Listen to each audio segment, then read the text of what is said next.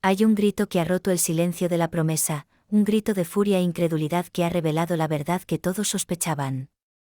Un hombre poderoso, intocable, ha caído bajo el peso de un secreto.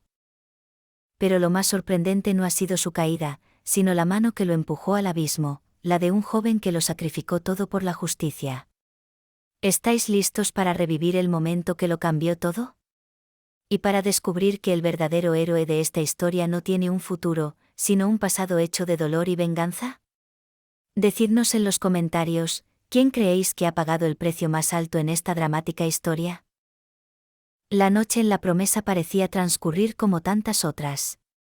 La familia Luján se había reunido en el salón para la cena, la luz cálida de los candelabros iluminaba la cubertería de plata, las conversaciones fluían ligeras, y sin embargo, una sombra invisible recorría cada sonrisa. Era esa tensión silenciosa que se siente antes de una tormenta, cuando el aire parece más pesado y cada sonido se amplifica. Y entonces, como un disparo en plena noche, la puerta se abrió de golpe con un estruendo seco. La calma se hizo añicos. En la estancia entró el coronel Fuentes, imponente con su uniforme, y no venía solo. A sus lados, dos guardias civiles de impecable gala, los fusiles firmes, los rostros duros como el acero. La escena tenía la gravedad de una sentencia ya dictada. Los presentes se quedaron rígidos, las copas temblaron sobre los platos, y por un instante, el tiempo dejó de existir. El marqués Alonso, desconcertado, intentó tomar la palabra, pero su voz se apagó bajo la mirada glacial del coronel. Sus ojos grises recorrieron la sala, examinando cada rostro, hasta detenerse en uno solo.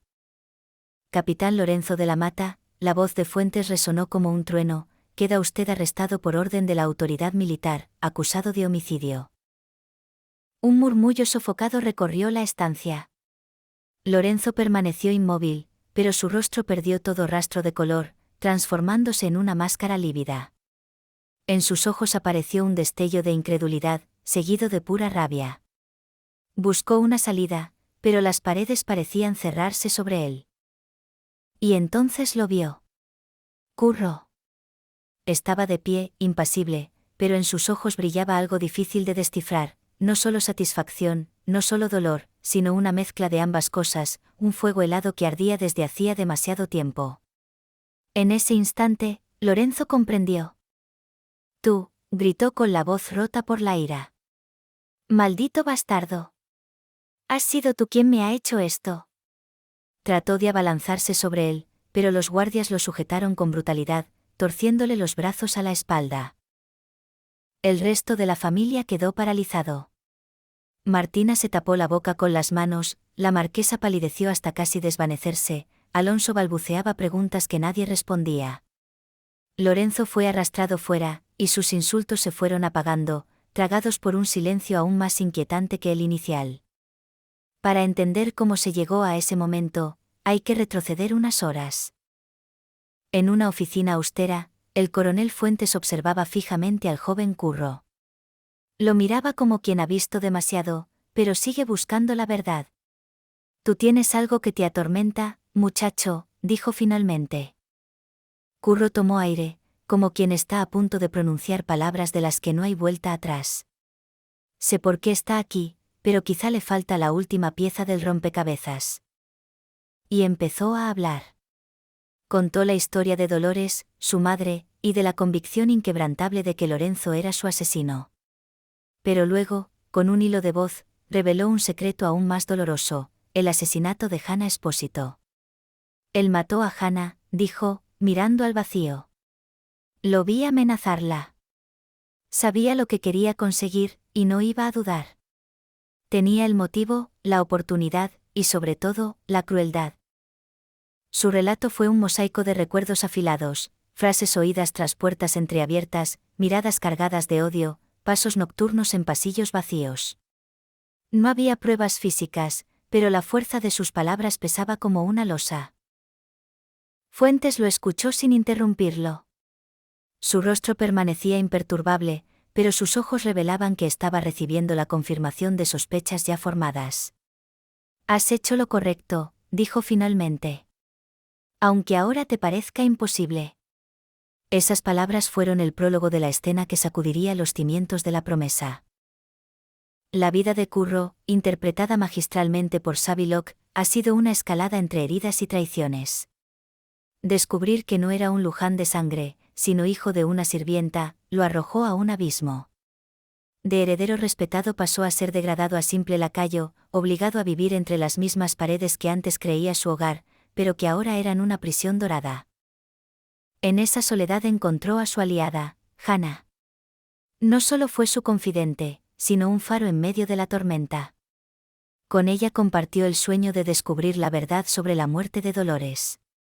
Esa complicidad, día tras día, se transformó en amor. Un amor puro, nacido entre las grietas del dolor.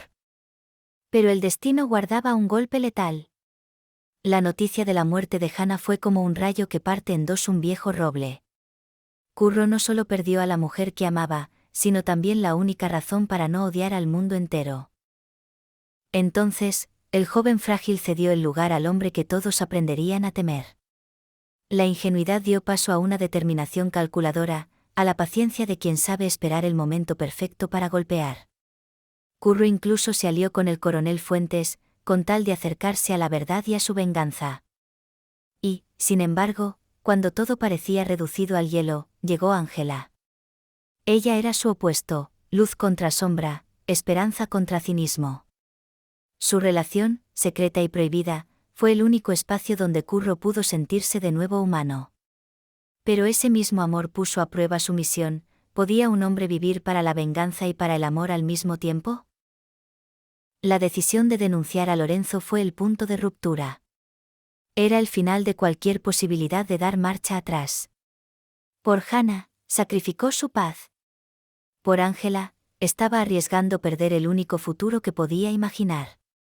Y en el salón, mientras Lorenzo era arrastrado fuera, Curro entendió que el precio de la justicia nunca lo paga solo el culpable. Ahora, con Lorenzo tras las rejas, una nueva guerra se cierne en el horizonte. Curro sabe que las cadenas del odio son difíciles de romper, y que la venganza, una vez probada, deja un vacío que ni siquiera el amor puede llenar fácilmente. Pero quizá, en ese vacío, se esconda la oportunidad de renacer, o de perderse para siempre. El eco de los pasos y las voces apagadas aún flotaba en el aire cuando Curro salió al patio interior de la promesa. El silencio era tan espeso que podía cortar el aliento. La noche estaba fresca, pero él sentía un calor extraño en el pecho, una mezcla de adrenalina, rabia y algo que no quería nombrar, culpa. Detrás de él, la puerta se abrió con suavidad.